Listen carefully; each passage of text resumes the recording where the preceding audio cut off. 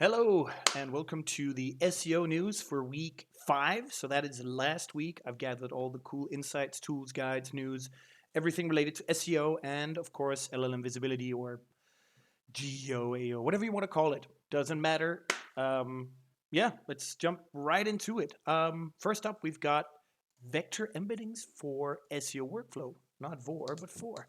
It's a YouTube video and it's pretty interesting, pretty good. So yeah, have a look at that. A pretty good guide. I recommend it. Actually, probably put it in must read, really. I'll reference it a little bit later. There's a bit of a connection with another piece of news. The next two are from a SparkToro new research here, which is really interesting. And the main point from this research, I think it's Randy Fishkin, yeah, running SparkToro, um, is that AI answers are very, very, what do you call it? Inconsistent. That's the word. Sorry. Got a little bit of a brain fart there. So what that means is, how do we even track these things, right? And I like the idea that you can look into, I mean, this is the conclusions from, I think this is the conclusions that Aleda Solis did on Twitter. But the tools are probability engines, right? And users never craft similar prompts. And if you change just one little word, you might end up with a different response. So they're very difficult to track. But here's a good conclusion that I think is interesting and reasonable. With enough prompts and enough times, you get a dashboard or dartboard pattern, answer, so that you can compare with others. So what I'm saying is you really need to run a lot of variations of prompts, and we need to run them for a long time to start building, an average, right? It's just like a coin toss. If you toss a coin, normally it's 50-50 chance either side. If you just run it 10 times, you might get 7-3. But if you run it enough times, it starts it starts to get closer and closer to 50-50. You get almost like a bell curve or something. So yeah, that's how I'm the takeaway here. And then Andrew Charlton says this is one of the best pieces of research he's seen. Again, the same piece of research from SparkToro. And I like some of the conclusions here. And some of them, for example, which is really interesting, the same prompt, getting the same recommendation list twice from the same prompt were 1 in 100. That's the odds. Those are the odds, right? And getting the same list in the same order, we're closer to 1 in 1,000. So just take that into consideration.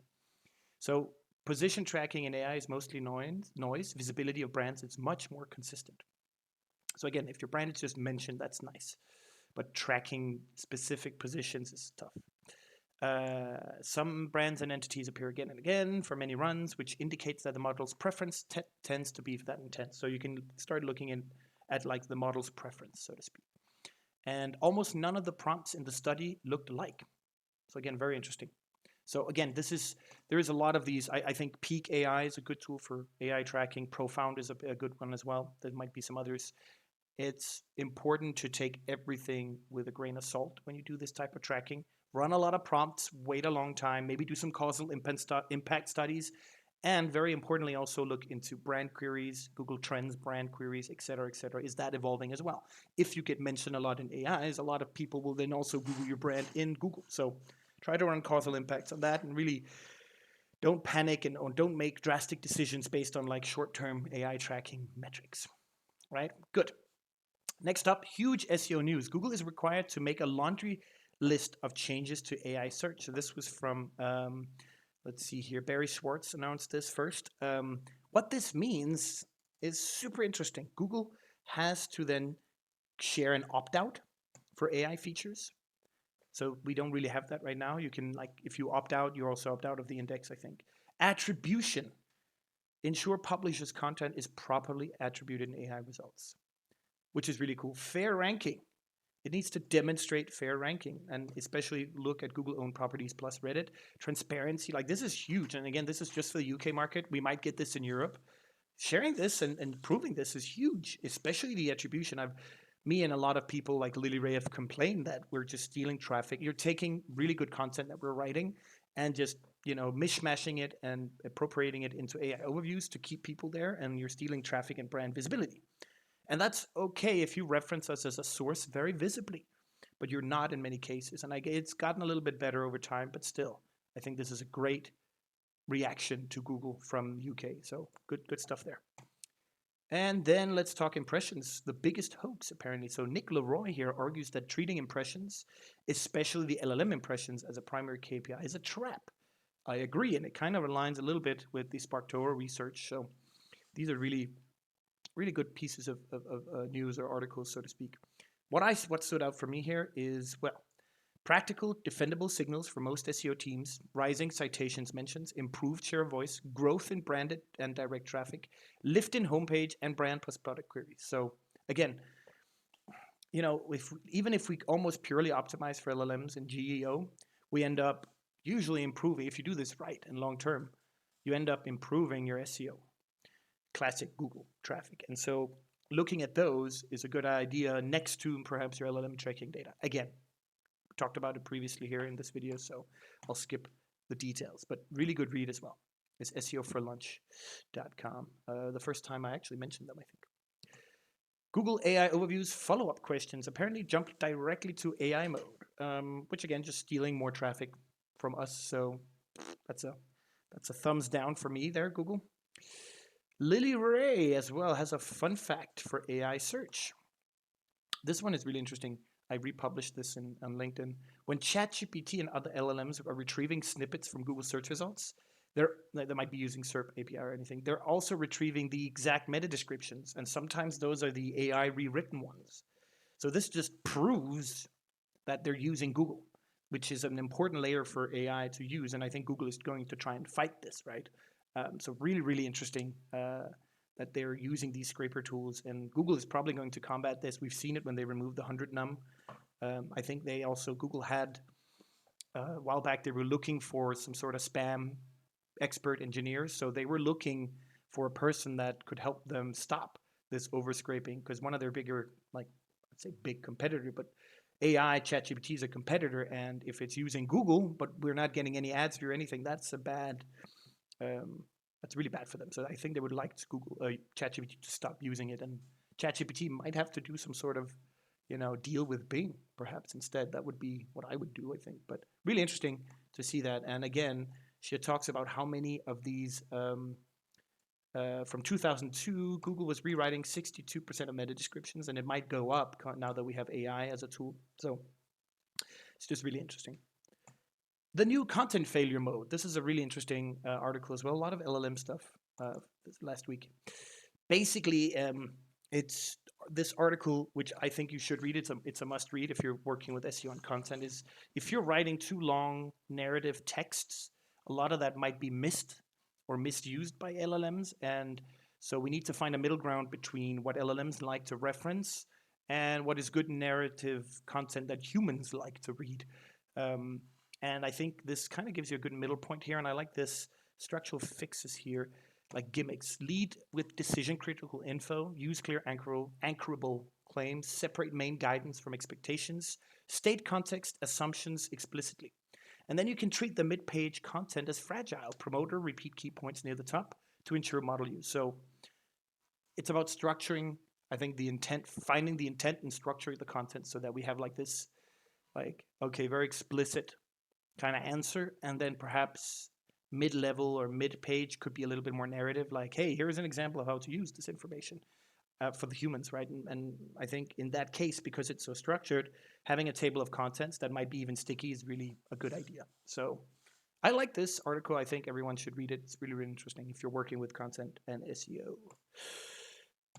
Another one here about, it's super heavy on, it is a hype right now, LLM visibility, but so many articles. Informational retrieval part 1, disambiguation. Wow, I can't read these words today. Disambiguation, I'm probably mispronouncing that, is the process of resolving ambiguity in data and is critical for modern SEO, AI, and NLP and informational retrieval. Okay, again, I'm gonna skip over all the details here, but we're trying to resolve ambiguity. We don't want the AI to think your content's not good enough to be mentioned. All right, and again, LLM systems that Google might be using now or is using for, it's using embeddings, vectors for their search as well. So a lot of this just goes into how we can then do this. But I really like these strong author brand signals, consistent titles, author bios, internal linking, social profiles, improve entity matching and trust. Great. So a lot of this is still classic SEO. Again, structured data is classic SEO, but can we add more to it? It's good for grounding. So how do we make sure AIs kind of ground our content? Google's AI grounding also has a limit query budget of minus 2,000 words distributed by relevance. Higher ranking sources get more grounding budget, etc. So again, I think it's a really, really good guide. But again, let's not over-optimize for AIs, okay? Then we've got Glenn Gabe explains how Google's new personal intelligence feature rolling out across Gemini and AI mode marks a major step towards a future Jarvis-like AI assistant. Okay, really, really cool stuff from this. I think what's important here is the takeaway that I like is, well, how do we then, like if people now, like Google can now remember your YouTube search, Gmail, all this stuff, and really personalize your results. So tracking will become really hard, but we can still see clicks, referrals, etc.